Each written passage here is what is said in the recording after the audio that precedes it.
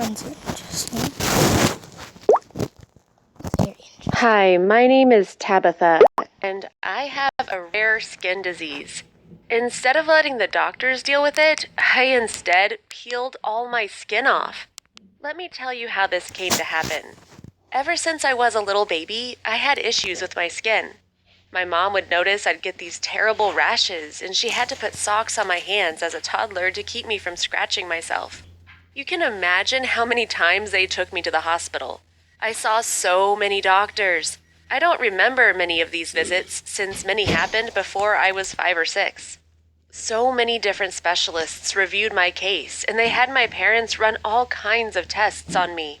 At first, they thought it was some kind of allergic reaction. Then they figured out it must have been a genetic issue. Then they suspected an environmental problem. My parents actually moved out of our first house, concerned that something in there might be harming me, but the rashes kept on happening over and over again. My whole body would get red and covered in nasty blisters.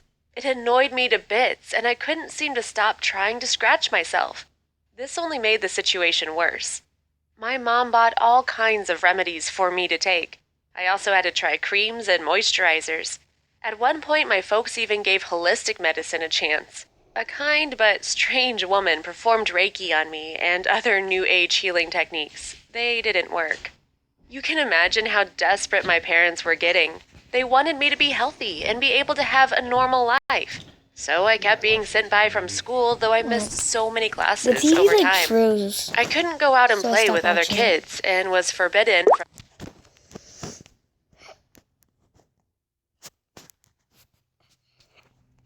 Rising water is putting residents in the state of Mississippi in real danger. Why the worst, though, is yet to come. Next. Mr. Cat, I'm sorry. I'm sorry. Sorry, everything. consulting with an attorney. I've spoken to him. He's an aviation lawyer. I'm sorry, I'm moving upstairs, Mr. Cat. You can. What we want to do, because I just feel like I have been, like, it's just tough one coming literally and figuratively from the guy running around or jumping. My mom was worried I'd scrape my skin and make it all worse. I felt like I was living in a small, isolated bubble, and I was so sad all the time. Even though keeping up with the normal life was hard for me with my condition, I absolutely refused to be homeschooled. My parents were hesitant to listen to my protests, but they didn't want to isolate me any further. So in the end, they always agreed to let me keep trying. You bet I knew the school nurse more than I knew all my teachers. She had gotten so used to seeing me that she was surprised if I wasn't sent to her office on a daily basis. As you can imagine, I had few friends. Other students would look at me with either concern or disgust. They all thought that my condition was contagious, even though it wasn't. Even if I explained it over and over again, they didn't seem to believe me. The meanest students actually mocked me relentlessly, calling me all sorts of nasty names and pretending to run away from me when I walked close to them, like I was some kind of monster or something. I would lock myself up in the school's bathroom and cry almost every single day. I felt miserable. I wished I could be normal, like every other kid at school. Lucky for me, I had 2 good friends that didn't care about the way I looked. They supported me and even defended me when I got bullied. Sam and Lucy were amazing. They saw past my skin condition and loved my sense of humor and my personality. They would go home with me often to play or hang out after school, and I even got to sleep over at their houses. Sam's parents at first were also concerned that my disease was dangerous to others, but after speaking to my mom and dad, they understood that wasn't the case. They were the reason why I didn't want to be homeschooled. At least I got to spend my days with them instead of locked inside my house as if I was some kind of freak. Mom really worried about me, and she tried to convince me to see a therapist. I completely refused. I know now that she should have forced me to do it, as it would have helped me deal with my condition in a healthy way. But back then, I felt like I was already weird enough and didn't want to also be called crazy by other kids. I was 16 when I got the bright idea to try and peel my skin off. Not the whole skin, of course, but the first few layers. How did I consider this possibility a good option? Well, one day I arrived home and Mom wasn't around. She had quit her job to take care of me, but she was running some chores outside the house. I had a massive rash that day, and it was so itchy I wanted to scream.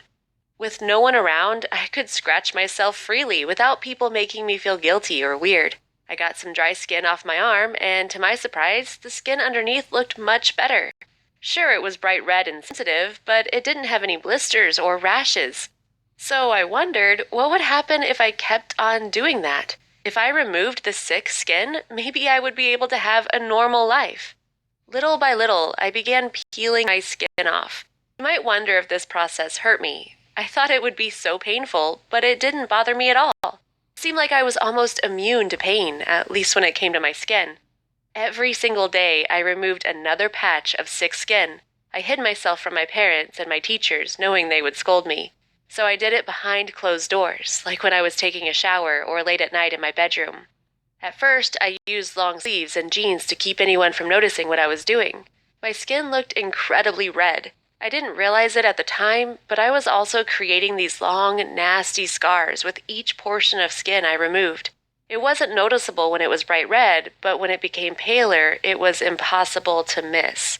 Not realizing the harm I was doing to myself, I kept on removing all my skin until all that was behind was this angry red layer instead. The only part of my skin I didn't remove was on my head, since I was worried it would affect my hair. I didn't want to be bald as well. The last part I worked on was my face, since it would be the most noticeable portion, and completely impossible to conceal.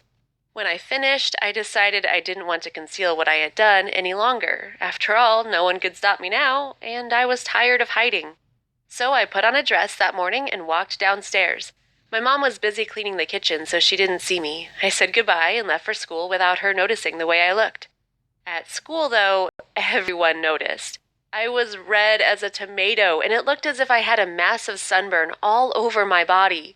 If I thought people I am a gold digger. I'm looking for the gold dig-e. You must have 100% in looks. You gotta marry a wealthy person and make them sign a prenup. We have 89% looks, so, we only need maybe just a little bit of plastic surgery. Get a Brazilian butt lift. Smarts are not very good, which is kind of perfect for a gold digger. They don't have to be that smart to be conniving. My desired age is anyone from 20 to 29. 100K plus. Wait, no. Isn't it when you don't sign a prenup, that's how you get the money? I've been doing this all wrong.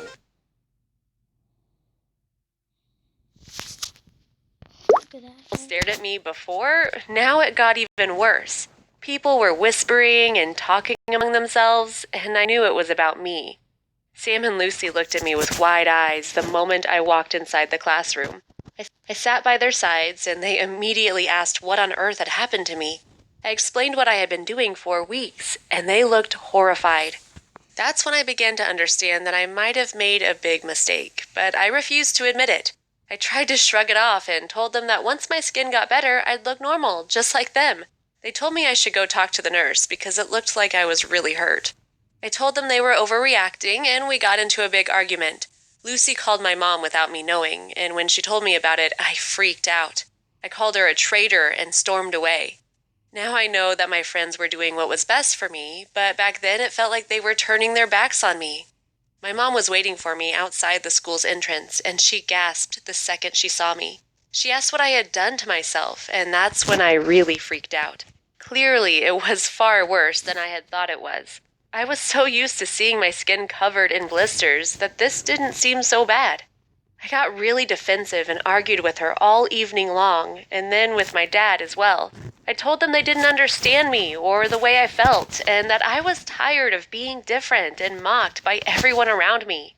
I revealed for the first time how depressed I truly felt, and they realized that they had been trying to cover the sun with one finger. They had tried so hard to make me feel normal and allow me to live a regular life that they didn't notice how my condition really affected me. I know now what they did next was the right move, but at the time I felt like they were abandoning me.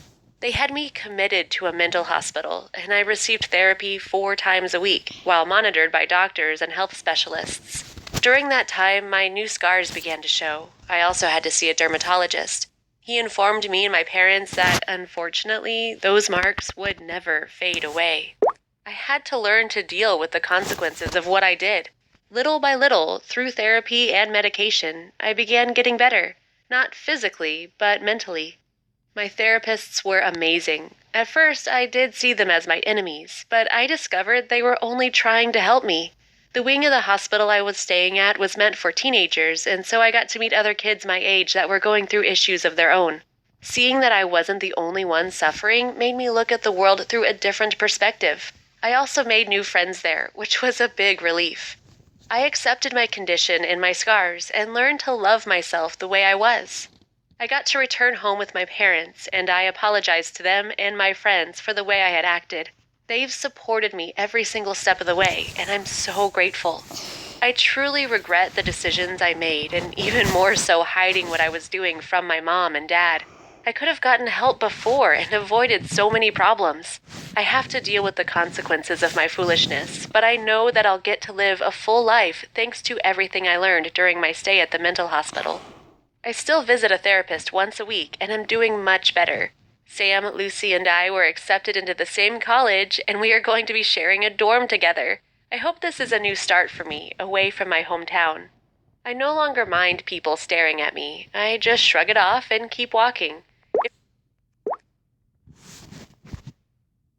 If I ever feel sad, I know I have a support system I can rely on instead of harming myself.